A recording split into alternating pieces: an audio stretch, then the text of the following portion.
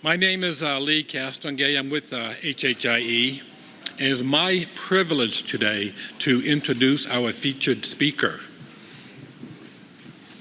And our featured speaker is Dr. Paul Tang.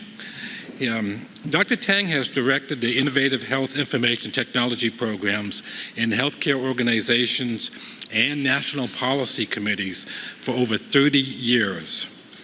In 1994, he led the implementation of an EHR out at Northwestern, and he was awarded the prestigious HIMSS Nicholas Davies Award for Excellence.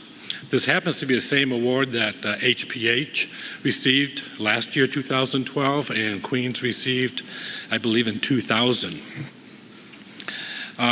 While he was with the Palo Alto Medical Foundation in 1998, he directed the implementation of EHR, and they collaborated with Epic, and it created the MyChart portal.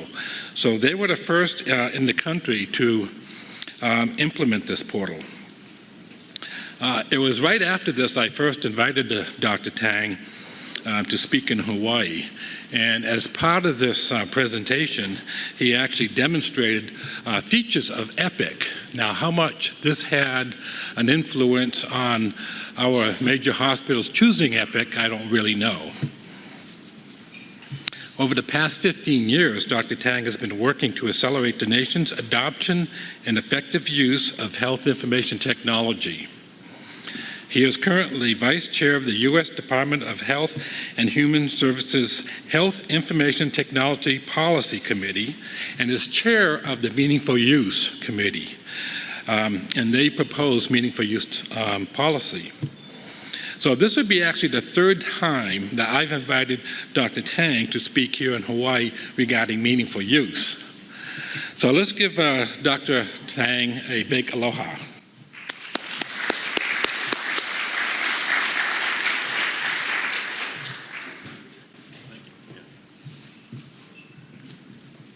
Well, thank you, Lee, and it's incredibly, it's a pleasure and a privilege to speak to you today. I love being in Hawaii. I love the Ohana spirit, and it even brings it back to my own family because my whole family loves Hawaii. So when I say we're going to go to Hawaii, Ohana immediately. So it's a great way to bring now that we're empty nesters, to bring the whole family together. What was really nice also, by the way, I want to congratulate Hawaii Pacific and Queens before then for winning the Davies Award. I actually started that about 20 years ago, and so it's fabulous to see Hawaii so well represented. So congratulations to the recipients.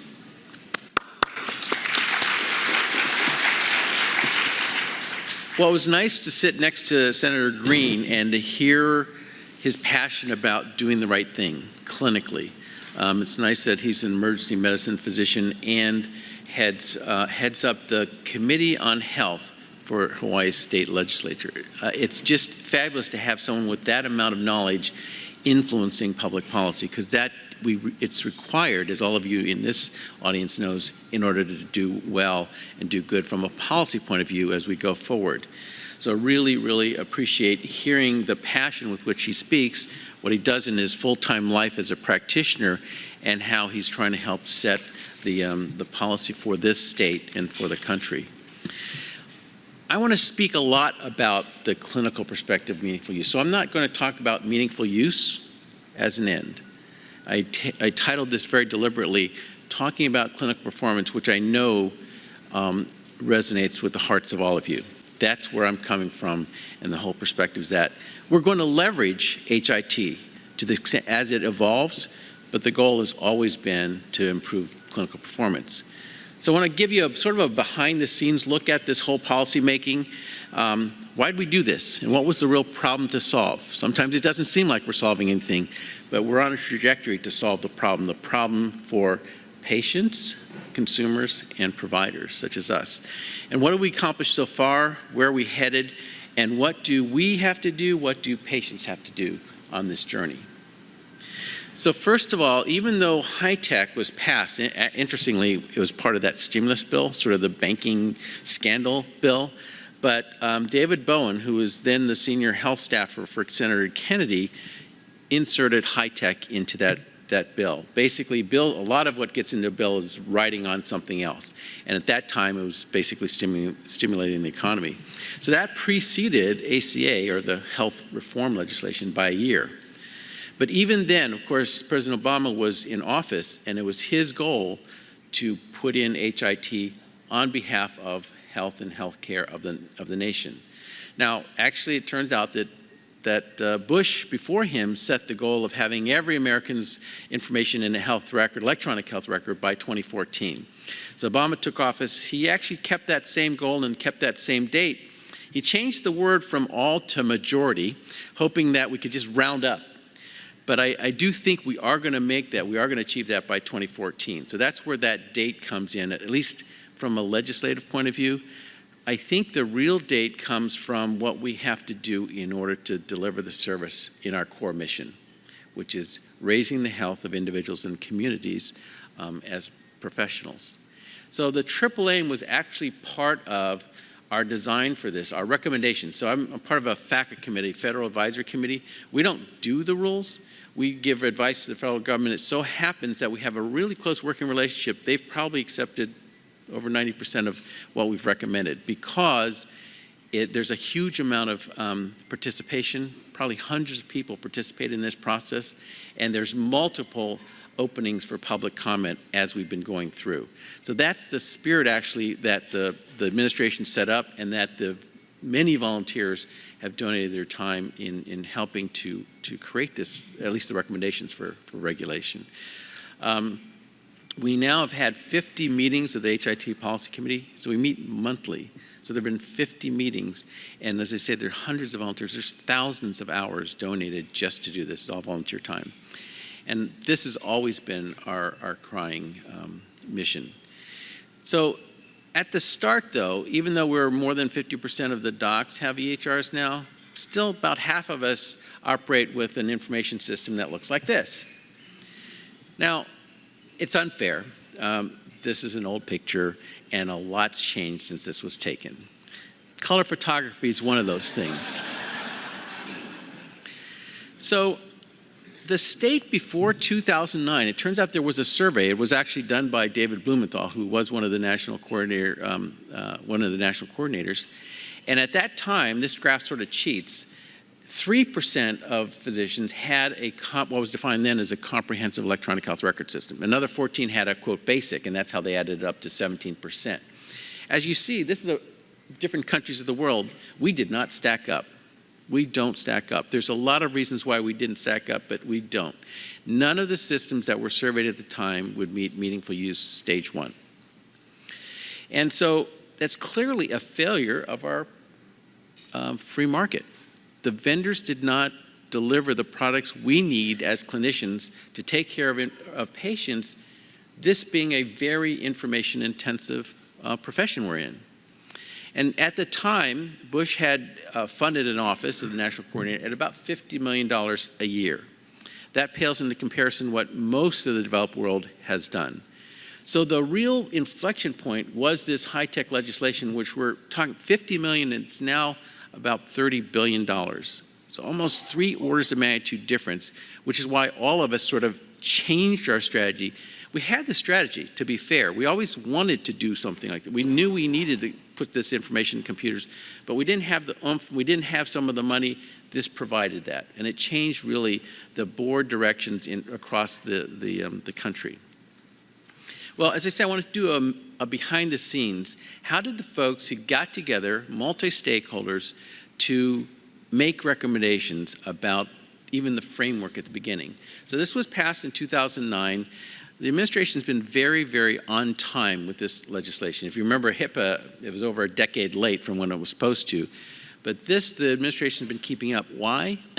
Partly it's the statutory dates of 2014, but it's also because the agenda for reform.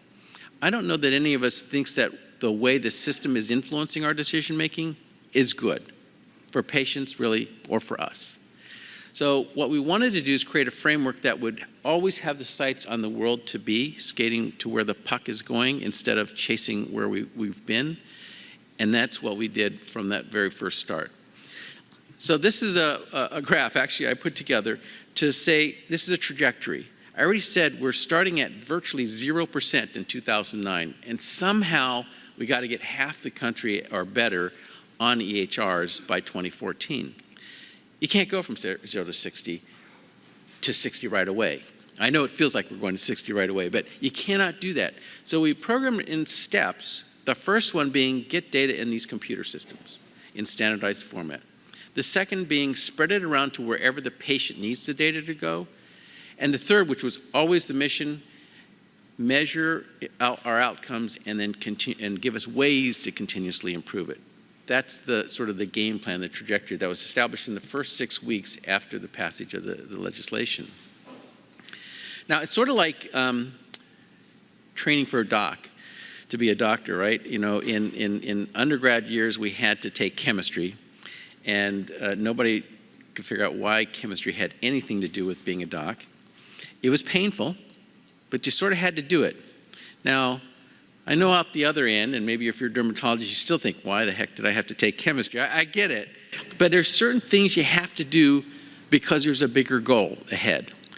And if we know that that goal is where we really want to get, sometimes we got to take the pains along the way, but also influence it. Even as students, you know, you'd rally and say, you know, do we really have to take chemistry, or whatever it is. We can do that. The way this government public policy works, each of us have a chance to influence it. And I'd ask us to all participate. So the 4 things it takes to be qualified for the Meaningful Use Incentive Program are these. It's very interesting how potent they are. Just didn't realize it. I mean, these are just words in a piece of legislation, but it turned out to be quite potent. So the first is you had to use a certified EHR. Seems pretty benign. I mean, you know, you have UL certification so you don't electrocute yourself. And I thought, well, that's what you ought to have for records as well. It turns out, those of you who already have one, and even one with a big company, you go, oh, we just have to ask the company, and this is what we need, and they'll give it to you. Wrong. You know, you could be a big customer, and you could say, this is what we really need, and they'll say, yeah, that's a really nice thing. We'll just put it on the list.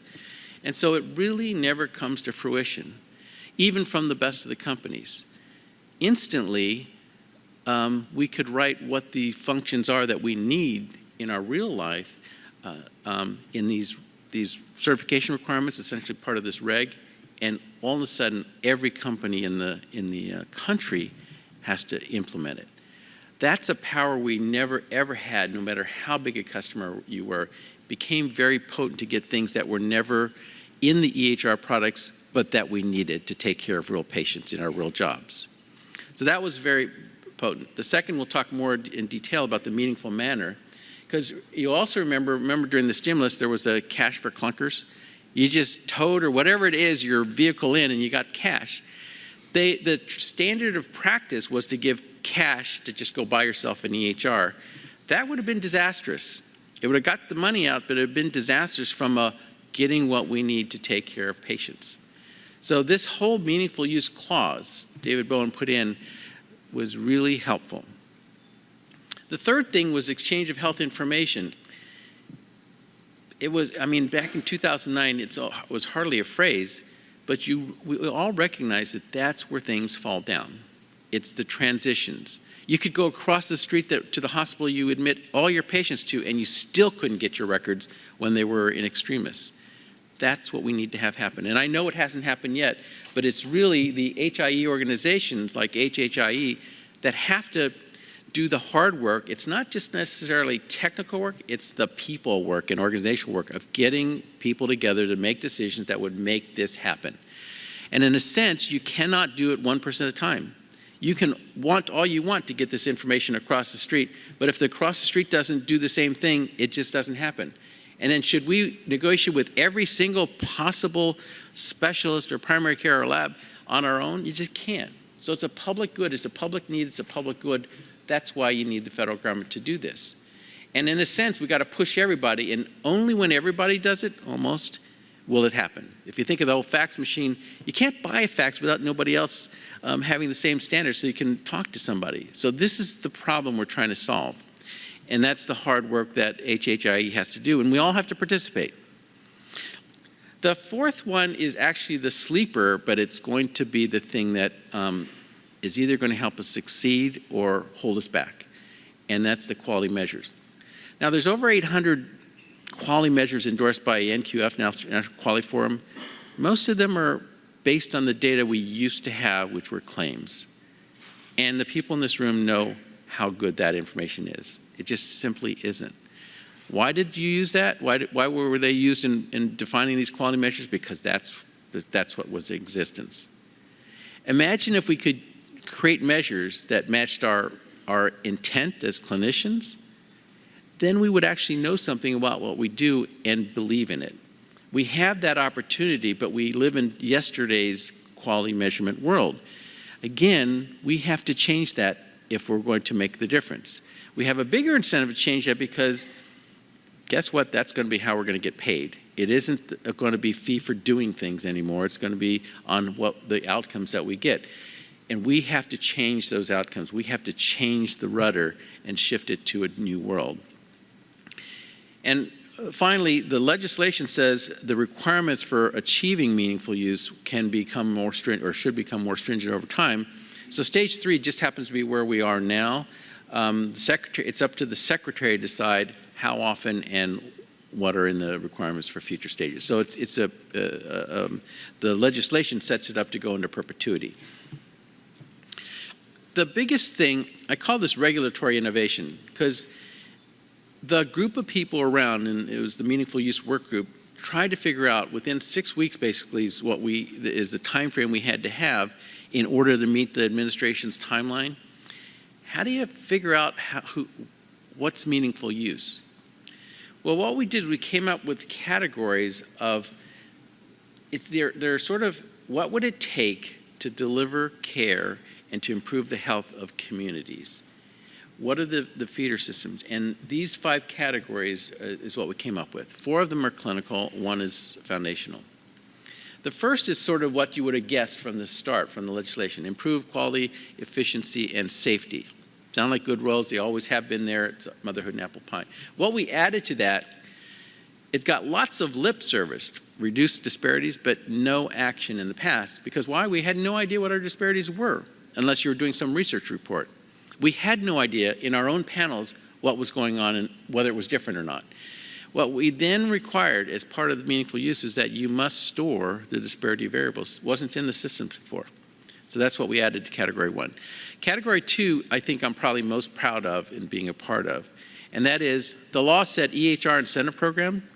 What we figured is, if we're going to have all that information in a computer, the patient darn well ought to have access to it. So this was an engage the patient and their family who really are part and parcel of this package. And by the way, I think we all are recognizing how really important, we can try to maximize our scores.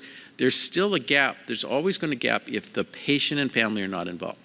So we have to figure out how to make the software support us in working with patients. That was the goal. And this turns out to be one of the lasting, sustained values of this whole program, I think. The third was care coordination. It's all about getting information around to the places it has to go and the systems that help us to understand that. Big task. And fourth is population public health. This is an amazing global environment we sit in. If you think of H1N1, et cetera, it just happens overnight. And if in the H1N1 days, it changed, the status of where it was in the country changed weekly. And if that's not embedded in the EHR for the patient you're seeing right that instant, you have no clue. I also remember the vaccine shortage. So you would get vaccines based on your zip code. That's it alone, your zip code. So we had a shortage of vaccine. We would put out notices on a weekly basis. So we went through the EHR and say, who's our highest risk patients? And then when that got filled, you go, who's the next high? And that's who we broadcast that to electronically to come in. Now, what if, that's because it was distributed based on zip code. What if the public health department knew where the high-risk patients are and sent that amount to, that's the world we want to go into. But it won't happen without this communication between our record system and public health. So that's why this is in there. And then finally, the privacy and security, and it was raised in the survey. It's there. None of us, us as providers, patients, are going to put information in these records if it's not going to be secure and confidential. So that's just like it's an essential thing for these systems to comply with. So how did we decide about the objectives, the functional objectives that turn into meaningful use requirements? Here's the things that we looked at, the criteria in a sense for coming up with these objectives. One, emphasize outcomes over process. We've all been through JCO. It's just not that fun, and it seems almost counterproductive. So let's try to build a system that is certainly headed towards outcomes, even if there are process measures along the way, just like chemistry. The second is we're not going to chase the world we came from, which is fee for doing things to people. We're going to look at new models of care. It's going to be team-based, outcomes-oriented, and population management. So the objectives you see, the quality measures to the extent available, are all pointed in that direction. The third one is, although there were some members who wanted to set the national priority based on how you dictated to the EHRs, that wasn't our job. We're an HIT policy committee. The secretary gets to decide what's the priorities for health for this country. So they have the national quality strategy, the Million Hearts campaign. They decide that. That's what they're appointed to do, not the HIT policy committee. So we have to point in that same direction. Otherwise, if we point in all different directions, 1,000 points of light, you get 1,000 light bulbs. It just doesn't work. And yet, we have a big country, and the topic of Hawaii came up earlier. You're the most remote island in the planet, and it's just different. And the thing is, and so is Omaha, Nebraska, and so is La Crosse, Wisconsin.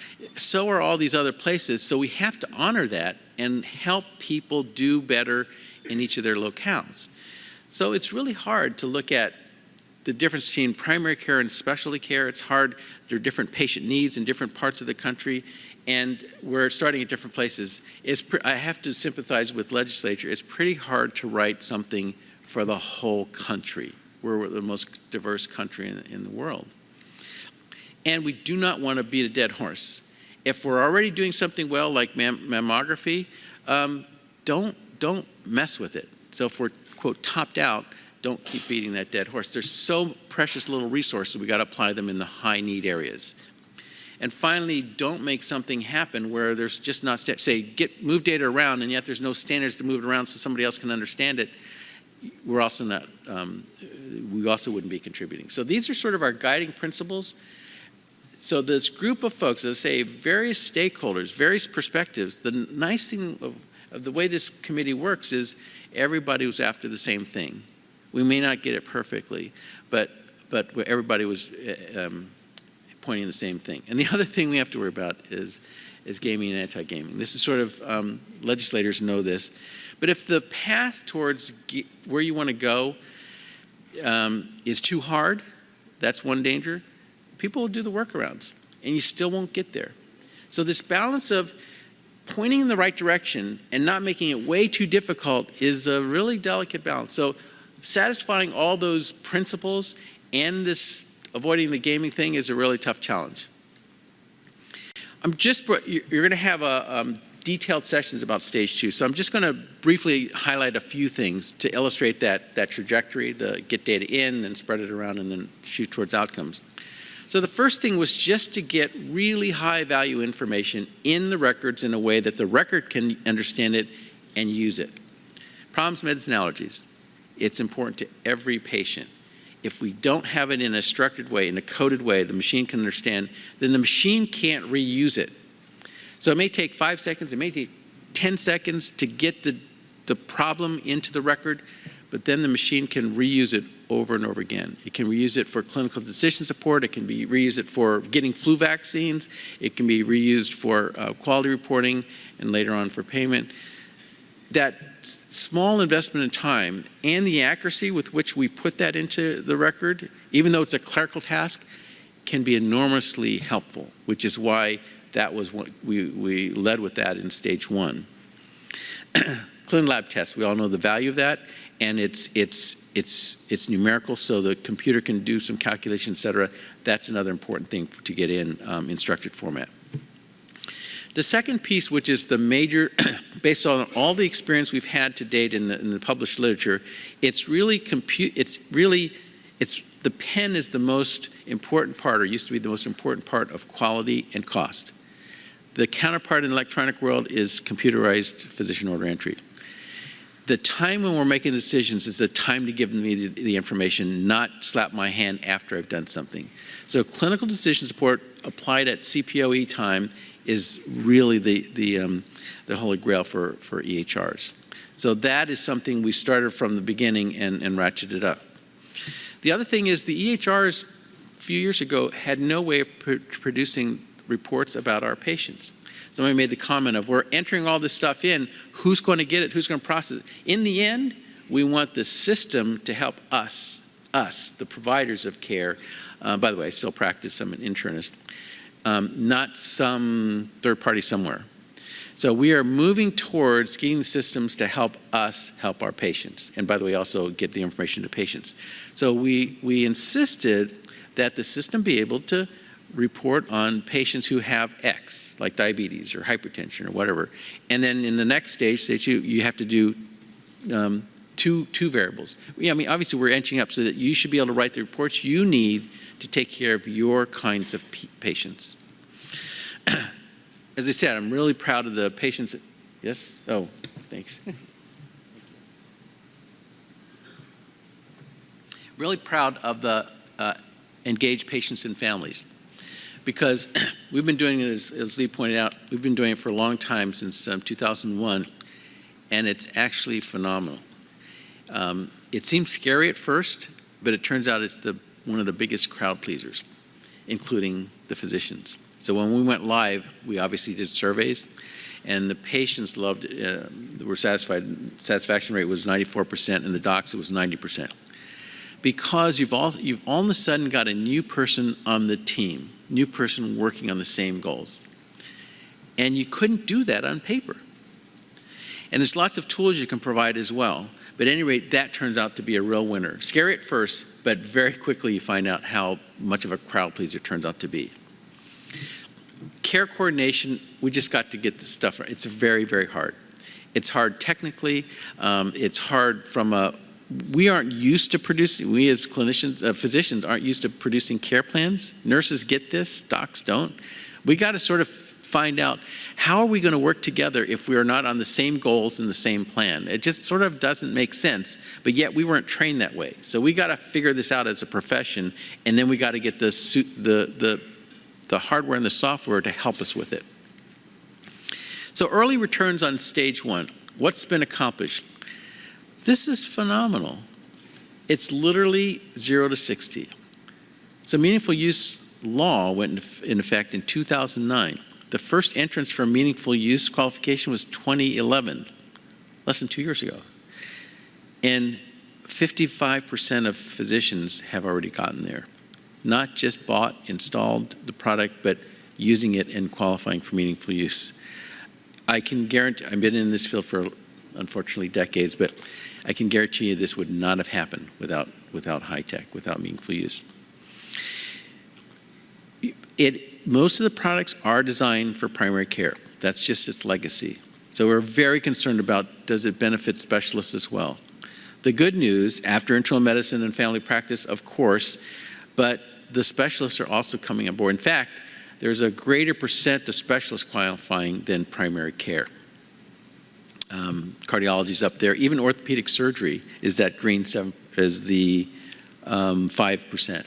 So it's very interesting. So specialists are participating in this as well. Now, the lower graph is, remember electronic prescribing? That's the only thing we had for HIT prior to meaningful use or prior to HITECH. And yet, it made a little bit of a blip.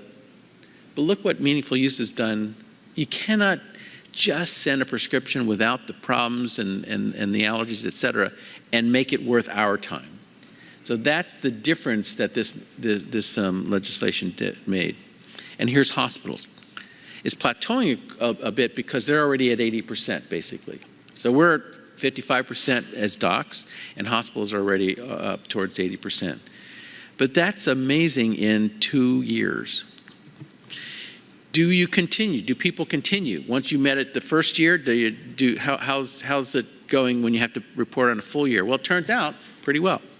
So most of the people who qualified early in the 2011 timeframe are doing quite well in the second year of their meaningful use. A word about RECs. So this is when they enroll in the REC, here's when they get their EHR, and here's when they follow. And in fact, if you are affiliated with an REC, you have 2.3 times better chance of qualifying for meaningful use versus if you aren't. So clearly there's a role for this, and it was actually another brilliant move in the people writing legislation. It took off from the agricultural extension centers. You just got to get help out to the field. This is tough stuff. And if you don't help, particularly the smaller practices, which is what the RECs are designed to help, it's not as easy. It's hard enough. You just really need the help. But what's nice is people benefited from it and got results from it. Now this, I would change the color, and that's my recommendation to them. This is ONC producing this. The red means higher numbers, okay? So we deliberate and literally fight about what percent should we start. Is it 10%? Is it 30%? Is it 50%? It doesn't really matter, it's the bottom line. Because once you do something, you're not gonna say, oh, let's not do it anymore. You just blow through it. So once you choose something, you basically turn it on. And you really get to high percents as soon as you've done the implementation to turn it on. And the same things happen for hospitals. The other thing we were worried about is, oh gosh, so the early folks that are coming in are going to be the folks that already had an EHR. And yes, that's true. But does the early majority also do they have a harder time? Well, it turns out, so this is year by year, 2011 to 2013, the performance on it is about the same. So the performance of the people following the very early adopters who had it already, the EHR, are performing just as well as the early adopters. So that's really good news. Same thing for hospitals. So already, this data is a little bit old, so already over $15 billion out of that $30 billion has already been in the hands of providers, like folks in this room. And that badge really says you basically not only implemented software, but you're using it on some of these basic things to improve the care of your patients. Nearly 80% of the hospitals are there, over half of the docs are there. Over 300,000 of us docs have qualified already. Now we're in stage 3. We're just about to make recommendations to HHS about stage 3. Which is nominally scheduled to go into effect in 2016. And yes, we are talking about timing. But it gives us an opportunity to reflect on things. And literally, we've been going so fast, you literally almost, we're trying to crank this stuff out, didn't have time to stop and say, well, how's it going? And are we sure we're headed in the right direction? So this, you'll recall, is the time when we wanted to make sure that the records are going to be used to measure and continuously improve outcomes, which was the whole name of the game to start with. Key gaps that certainly have arisen, still there, were there from the start. Care coordination, which depends on information exchange and the interoperability of these systems. Patient engagement, the other half of the equation, and population management. Because it always was important, but it's now going to be critical to all of the programs like PCMH and like ACO that are going to be part and parcel of our future. So we have to have these tools, and so we're sort of doubling down on these gaps.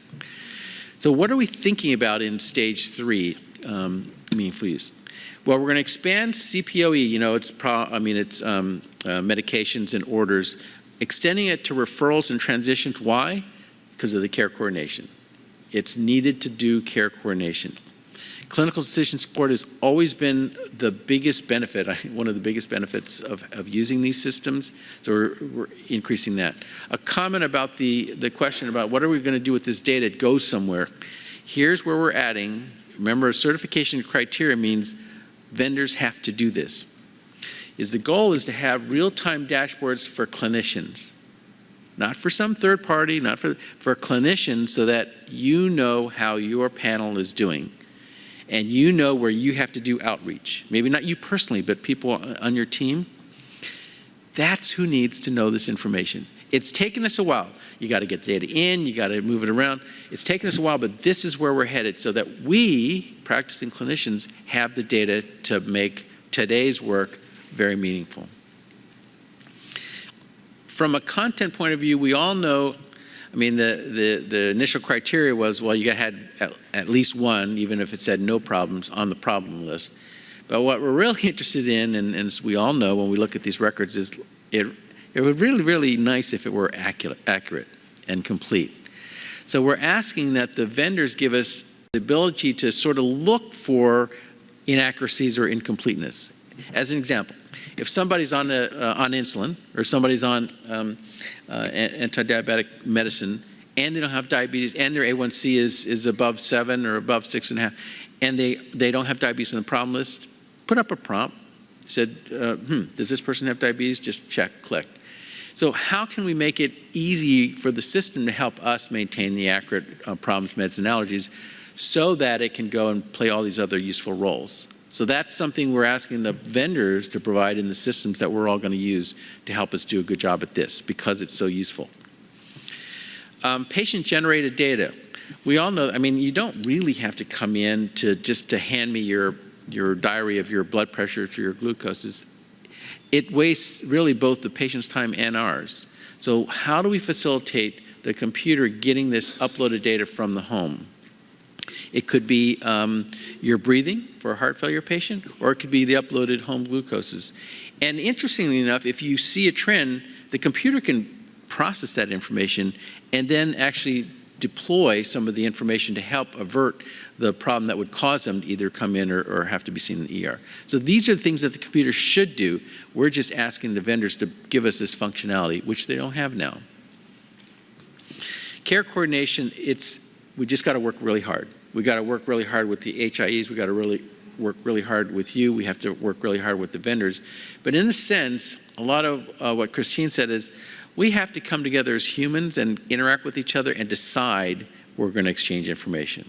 So it's partly technical, but it's very much partly socio-political and cultural. We just have to decide. And then, of course, it's going to be reinforced. It'll be in our best interest as an ACO to do that, because it just does not work knowing one piece of the equation.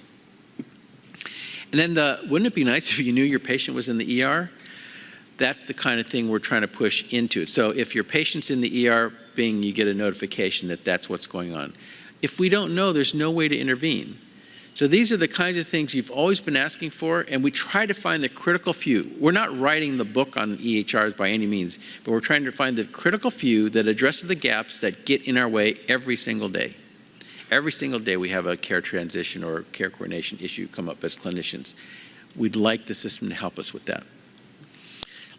So they actually do a really decent job keeping all this information, including the FAQs, and all of our meetings are audio taped and transcribed, and so you can always see and listen in on any of the meetings we have, down to the work group level. Now I want to talk about an interesting proposal for how we want to deal with a change in policy for how we want to deal with stage 3, and even invite your feedback. We have actually produced it in a request for comment and gotten people's written feedback, but I'd also be interested in yours. So stage 1 experience, and what are the implications for stage 3? One is we've seen a substantial increase in the adoption, and I think we've achieved critical mass. With over half of us practicing, we do have somebody listening on the other end. This is designed as a mandatory floor that we want to help raise the tide for and float all the boats. We're not doing everything, so we're hoping people don't interpret this as a ceiling, particularly vendors.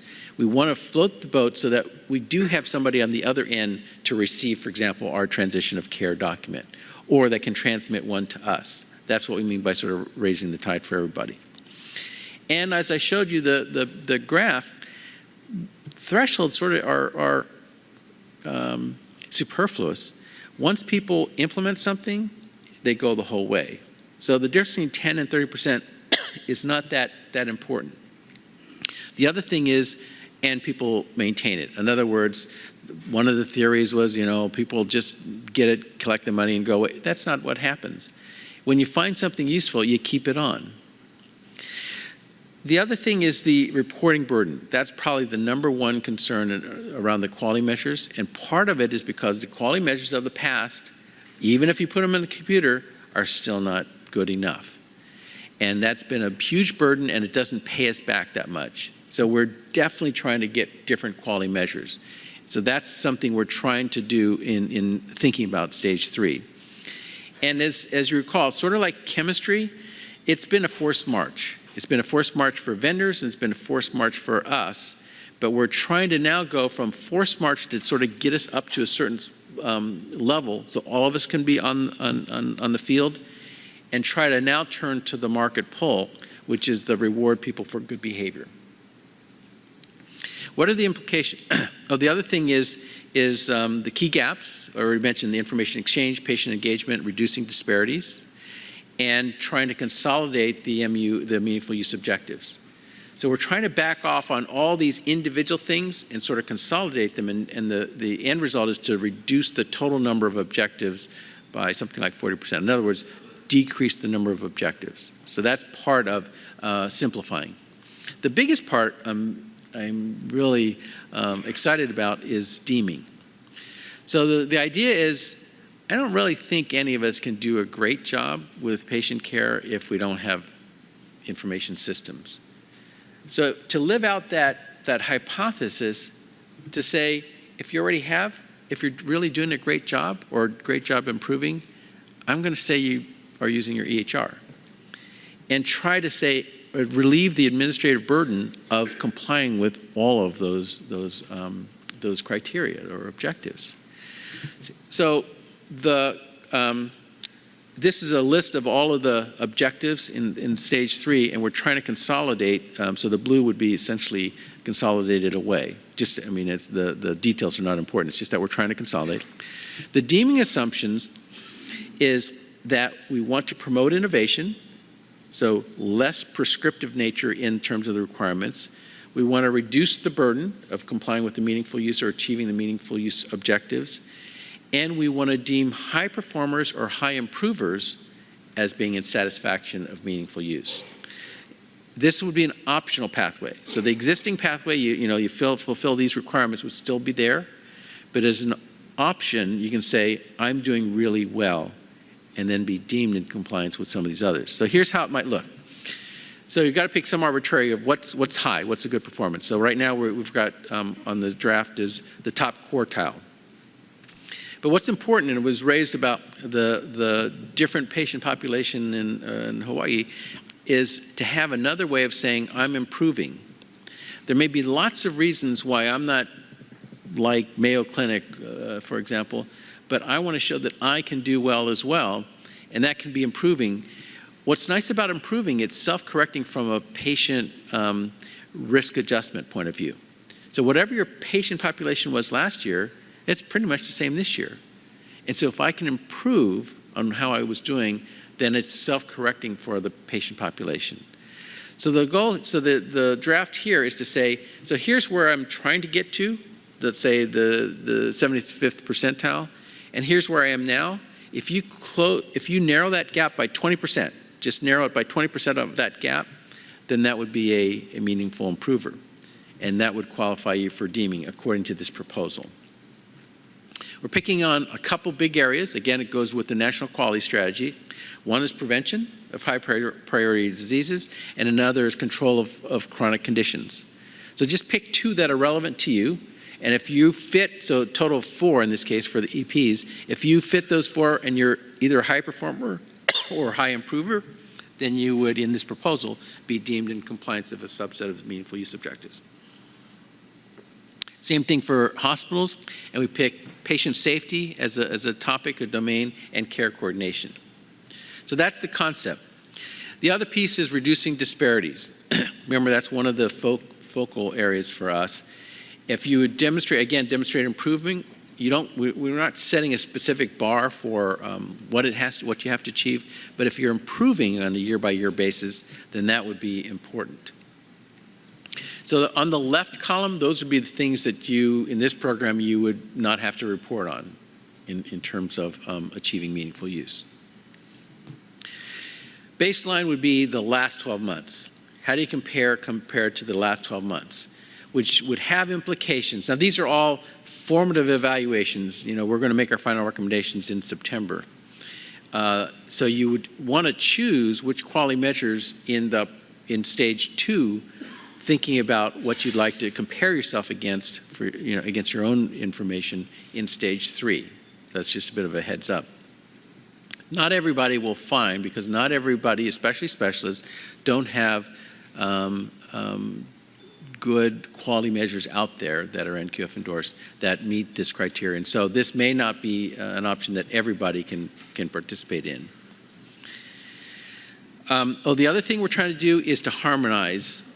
So, you know, we have PQRS, we have ACOs, we have PCMH, is to try to point to each other. So one proposal that CMS has now is if you qualify for PQRS, then you would be deemed in qualification for meaningful use. And we're trying to make it both ways. So if you go through the effort, particularly if you're going to use in an EHR point of view, because then you're leveraging this information over and over, we're recommending that CMS grant you deeming for some of the other programs. We're trying to harmonize all this work, relieving the burden. So we're presenting some of what we just showed you in a week or 2 or 10 days or something like that to the HIT Policy Committee. We'll get their feedback, and then in September meeting, early September, we're going to be finalizing our recommendations to HHS for stage 3.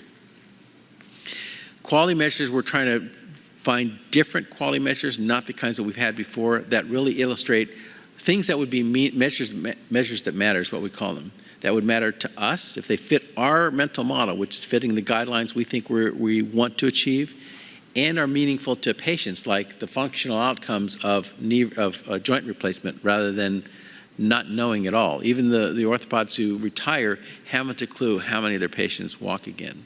We need that information, and patients need that information. So I'm going to close with sort of engagement is sort of like job 1. And with data, data is very, very powerful to all the people in this room and to patients. And let me just illustrate with a couple examples. One is, so this is something that we did at Palo Alto Medical Foundation, basically a large group practice, is report on things that are meaningful to the clinician. So the old HITECH measures for diabetes was what % of your patients had an A1C greater than 9%.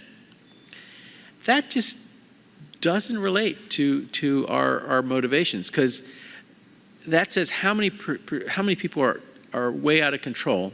It does not tell you how many people are in control according to the guidelines that we internalize. And then if you think about it, you wake up and you get your number and you say, how can I be less bad tomorrow? Which just doesn't work in your limbic system. What if we match the quality measures to the guidelines so that we know exactly how we're doing, how we'd like to do, and basically tell you on an up-to-date, not an 18-month-old kind of basis. So here's what we plotted, and one of the things, so the dotted line is how your peers in your department and your location are doing, not somebody in the whole state of Hawaii. How is your next-door neighbors doing? The solid is how are you doing? And you can see how this person said, I'm going to change something, and actually did a lot better and stayed that way. And this is plotted on a quarter-by-quarter basis, which is near real time in this kind of world. So imagine if you got to say, I did something, and then brag about it in perpetuity, because you can see how well you're sustaining that change. Now, the other thing is, for us, we publish this in our intranet. So everybody in our organization can see this about everybody. So that's how, in fact, I picked mine up, because we think this is going to be out in the internet in not too long in the future. So this turns out to be feedback for ourselves, but also somewhat of bragging rights. It activates the intrinsic reward system, which is what we went to med school for in the first place, actually. But you can't just give people report cards. You need to give them the tool to do better. And that's where the clinical decision support comes. So at the time that patient's in front of you, you have the path of least resistance is just to check the X, and you go ahead and order that A1C, for example. So that's the tool, the effector side, the efferent side of this improvement program. What about patients? Again, remember, they're at least half the story. So what we did in this online disease management program is gave patients the same tools. So instead of them dragging themselves in and reporting something written down off their glucometer, why don't you upload it from this electronic device, which is the glucometer in the first place? And furthermore, why don't you give it to them in the way that we like to consume it, like give it to them in graphs instead of a number that has a 6-second half-life. Then they too, just like the graph I showed you for docs, they can understand how they are doing and start correlating it with what their health behavior is.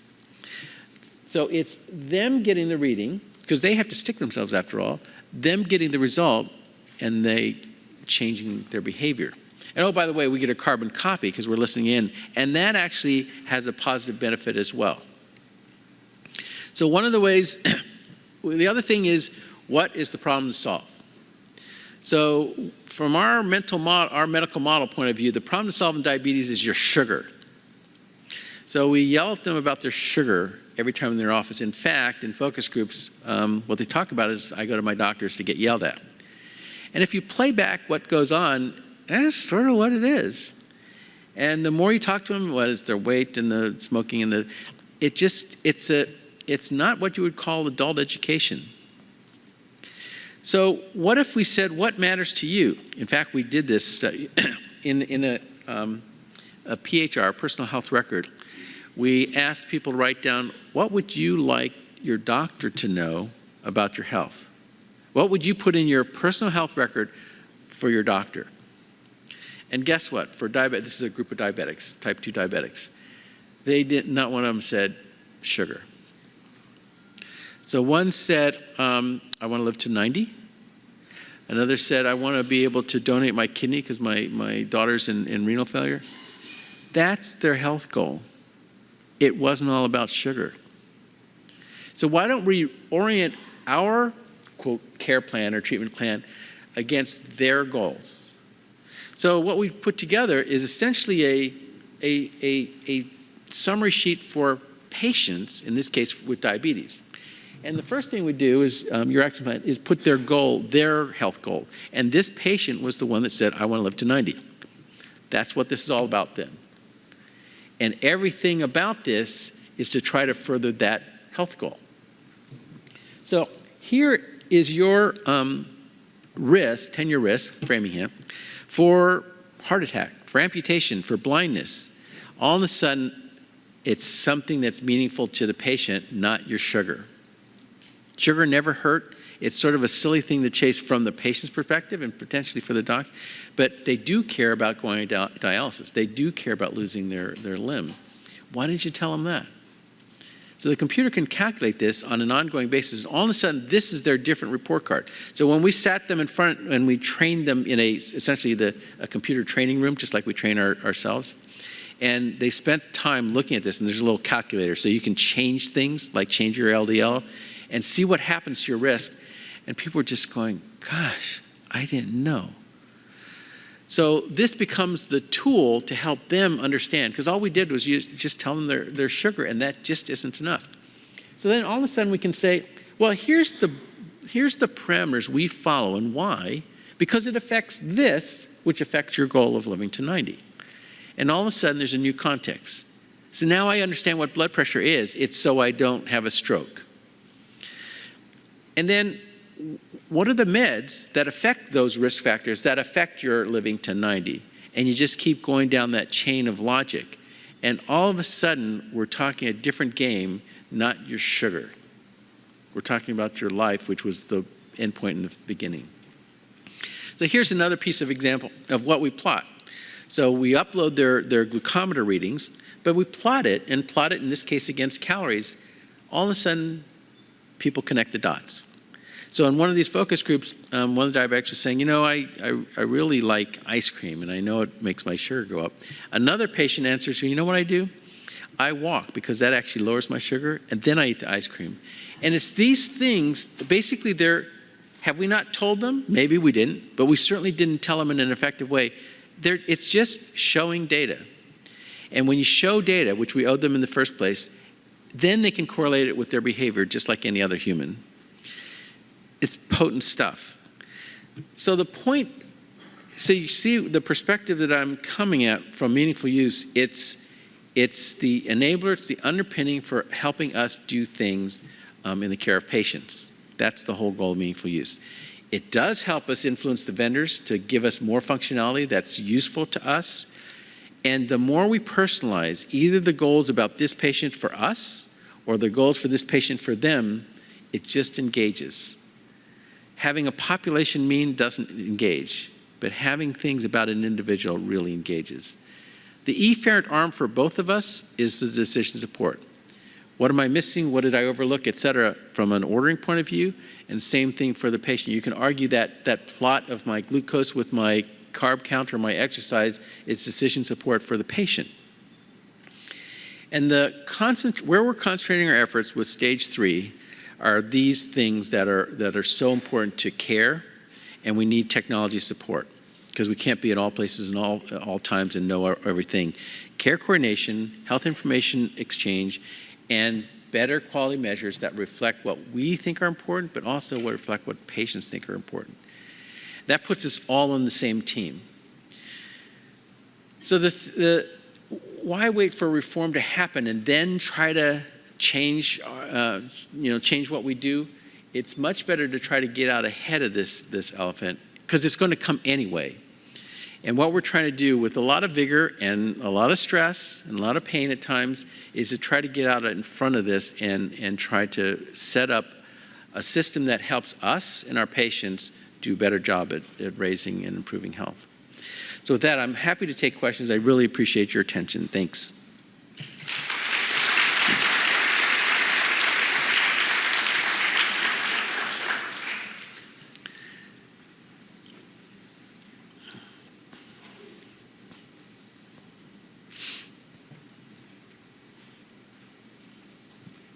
Hi, thank you. That was a wonderful presentation. And as a pediatrician, I'm very struck by the fact that it's still very disease-focused and not very prevention-focused. All these measures are dealing with the after effects of the bad health that we have. And you stated up front that we're looking to improve health, public health, quality measures, but this is still playing catch-up from the disasters of our bad lifestyles, etc. So I would like to see a more comprehensive view of where are we coming from. In pediatrics, we are trying to prevent disease, we give immunizations, we try to teach breastfeeding, we try and encourage those kinds of good outcomes, accident prevention and all of that stuff. And yet, I still hear from you that all of these implementations are directed at repairing the damage. Please tell me how we can be looking forward. It's an excellent question. Some of the folks have heard me talk about my job in the Innovation Center is to do exactly that. It's not worry about the end of life, but worry about all the other 95% of life spent, hopefully in a more healthy way. So I work on successful aging in place before you get to the 5% consuming the 50%. So you can see that I share your bias. Now, by the way, there's a lot of pediatric measures having to do with immunization, about preventing things. Where we're fundamentally limited, which is where I spend probably half of my national committee work, is we do not have measures of the things that matter. And as you point out, as adults or as kids, it's how do I live a better life now so that I will live a better life and more productive life and healthier life and a better sense of well-being later. We actually don't have as many measures as you would like. Now, so what we want to do is cause those measures to be developed and to be approved. So NQF, National Quality Forum, which is the one that approves measures, just changed their CEO. I sit on the board of that, and we're literally trying to look at measures that matter. So we're trying to do that. Also, you have to look at community health. Somebody mentioned about the fat police. Most of our grand challenges in health can't be solved one person at a time in an exam room, or certainly not in a hospital. we have to, and actually another part of my program is we're basically partnering with communities. We partner with 16 community organizations to improve successful aging. It has to be done in the community level. Hawaii's probably a great example and a place where we could do that. But we have to get out of our buildings and into communities. Now, to be fair, we weren't paid to do that. That's got to change. I think in ACOs, we are going to have an opportunity to change what we do to support community health. So as you can tell, I'm a total believer in what you said. Part of our limitations is we don't have the measures. We have to, as a profession, influence that so we have more measures on the things that matter. So appreciate the comment. Please. Joe Humphrey from Lanai Community Health Center. We are basically trying to develop a system that looks primarily at outcomes rather than process. And in that context, very similar to what you were looking at with Framingham and risk reduction, actually measuring over populations risk reduction as well as individual risk reduction. Can you comment about Archimedes and the global outcomes score? I know that just recently the cardiovascular global outcome score was put in as a HITECH measurement. I won't comment in detail on it. So Archimedes is a model basically that tries to take everything you know. Framingham is one example of a model of how to take information, data we know, and try to predict what would happen in the future. Although I won't comment on that, I think I'm going to give an example of another measure that I think helps us know what we do and do better and get credit for doing better. I talked about this to the state office yesterday, but they're called delta measures. So instead of taking the population mean, the mean of your diabetics with A1C, the mean A1C for your diabetics, and say, that's your benchmark and do something about that, which doesn't say anything about any one of your panel. What if you knew what % of your panel of diabetics improved by 0.5%, absolute percent? That would tell you, one, it's something you could be proud of, because no matter where they were, you did something to help them improve their control of their disease. Imagine what if patients knew that. What % of your population you improved versus what's your mean population, what did you do to that?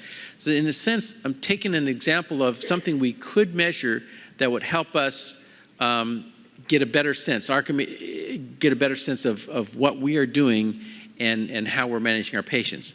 I think in a sense, Archimedes is part of, quote, big data.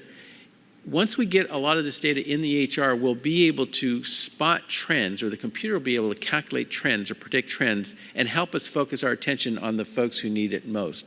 And I think that's the value of things like Archimedes. And hopefully I've addressed some of the question. Please. I have a couple questions and comments. I guess, the latest data from CMS from May actually showed that 21% of family physicians who certified for meaningful use in 2011 failed to do so in 2012. So there's actually a 21% drop. And the American Academy of Family Physicians is looking at what are the barriers and why is this happening? Is it because the full year attestation versus the 90-day? But I think that's of concern. I think another concern I have is that there's a lot of, let me start by saying I really appreciate what you said, and I'm looking forward to it. I believe in all the things you said, but I have concerns. Yeah. 30% of doctors in the United States are over 65. 40% of doctors in Hawaii are planning to retire in the next 10 years.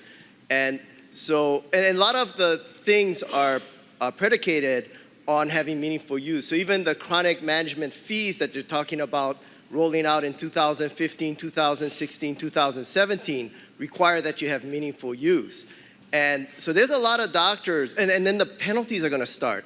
In 2015, 2016, you're going to get a 2.5% cut, a 4% cut if you don't do PQRS and you don't do meaningful use and things. So there's a lot of, we're already looking at a healthcare shortage. Are people looking at exemptions for older doctors within so many years of retirement or other things like that? And then the last concern is, I do like the focus on quality, but I was at a conference where they're talking about HITECH measures, and I thought they picked 9, greater than 9, because that's like uncontrolled diabetes. But what the HITECH people said is that was the number by which they could distinguish a good doctor from a bad doctor, that otherwise it wasn't statistically significant. So even measures like blood pressure, which everybody got all irate, blood pressure is equally important, but they said that's not the point. The problem is you cannot statistically distinguish a good doctor from a bad doctor. And that what they said was that when you start to get like A1Cs under 7, it's not the doctor, it's the patient. And again, now that may be a moot point, because we're looking at how well our doctor is able to engage their patients. But there was an article in JAMA in December 2009 that only 10% of doctors have patient populations big enough to have statistically different measures. So again, I like the emphasis on quality, but if it's not statistically valid, we may be penalizing or shaming doctors based on things that are not statistically significant. Really good questions. Let me see if I can remember all of them. So first of all, part of what you said is an artifact of where measurements have been. So first of all, it was only claims, right? And the others, there was a purpose, and they just had fit the data to the stated purpose. They couldn't really assess quality per se, because they only had the claims data. We really need to and part of what you're saying is we need to shift the mindset of the people who use the measures and the people who create the measures to something that matters to us as clinicians and to patients as people. When we make that change, I think we're going to be in a better place, because the goal won't be to separate the bad doctors, which is just as you said. The goal will be to help each of us improve our own practices. That's a fundamentally different goal. So really looking at a tectonic change of where we were with the existing data to where we need to be with different and new data, and a different customer. The old customer were the health plans. The new customer has to be us and patients. So your comments are very legitimate, and part of why we have to discard the past assumptions and the past purposes and redirect it towards the future. And hopefully Josh can help us do that. But no, it's really well taken. By the way, the 21%, we did comment on that. So the background is there's a lot of reasons why the people didn't make it their first try. Some of them were technical and logistical, but not necessarily a failure to actually execute the program. So just to reassure you a little bit. But we watched those things, actually. Just one last question. I wanted to get your opinion, your thoughts about the following. What do you think and see for the future as far as patient input on their own data, as far as like wearable health technology and so on? Because we now have about 130 million people using smartphones in the U.S. alone. And I was wondering what the Institute of Medicine and your committees what their thoughts are on patients putting their own data in. Like, we can update our calendars. They go to all of our devices now. What are the pitfalls? Has there been any standardization of data, and what do they think about these new products? It's an excellent question. I think the value, so first of all, the quantified self, there's a really small proportion who are totally into the bodysuits.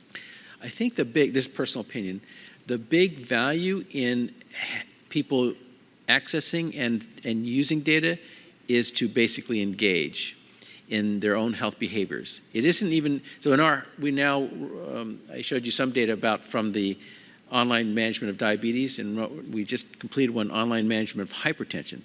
So the home devices they had was a blood pressure cuff, but also a scale and a pedometer. The importance of the pedometer was an indicator of health behavior change, because you can change the pedometer steps every second of the day, and you can decide. And that is a reflection of your engagement in terms of health behavior.